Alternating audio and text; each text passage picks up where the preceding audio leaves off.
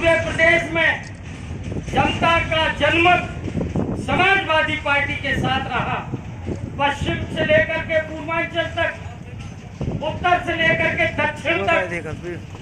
जिस समय पंचायत के चुनाव आए और उनका रिजल्ट आया, उस रिजल्ट में प्रिंट मीडिया ने जब सरकार की फूटू की तो इन्होंने संकल्प लिया जब लोकतंत्र को लोकतंत्र में तब्दील करेंगे।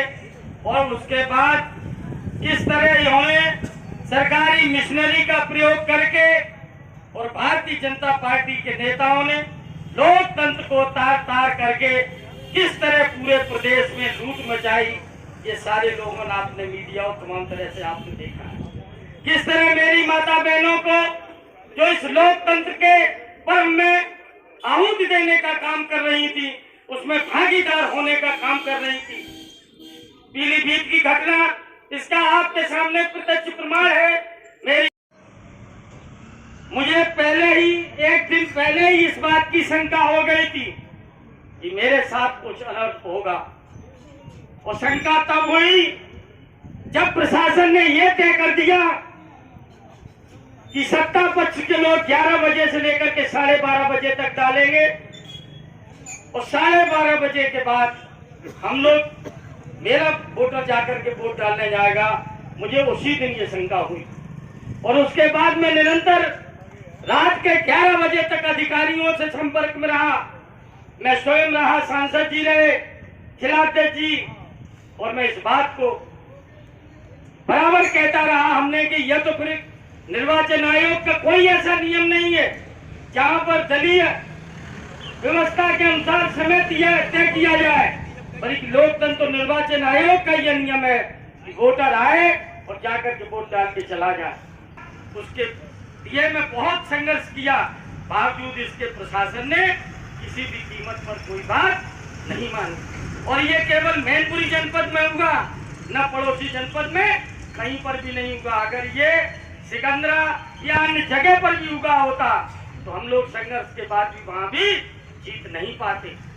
और वही हुआ कि जब इन्होंने आधा दिन तय कर दिया, क्योंकि इन्हें मालूम थे कि मेरे पास कितने मेंबर हैं और मेरे मेंबरों के पास अकाउंट पे की तरह वोटर लिस्ट पे कलम, जब सारे लोगों से अनुरोध किया, कोई कलम लेकर के ही नहीं गया। फिर ये प्रश्न है कि आखिर वो कलम का निशान लगा कैसे?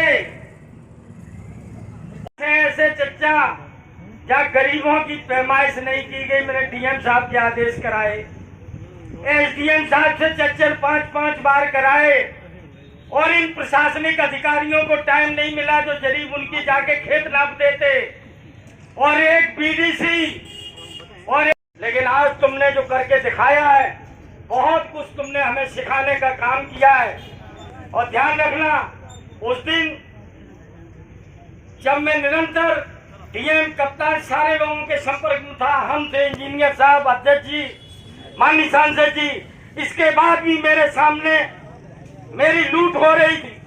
मेरे कार्यकर्ता कुछ आवेश में थे, लेकिन मैंने कार्यकर्ताओं को धैर्य इसलिए बनाया क्योंकि जहां मुझे संघर्ष यहीं पे समाप्त नहीं होना है।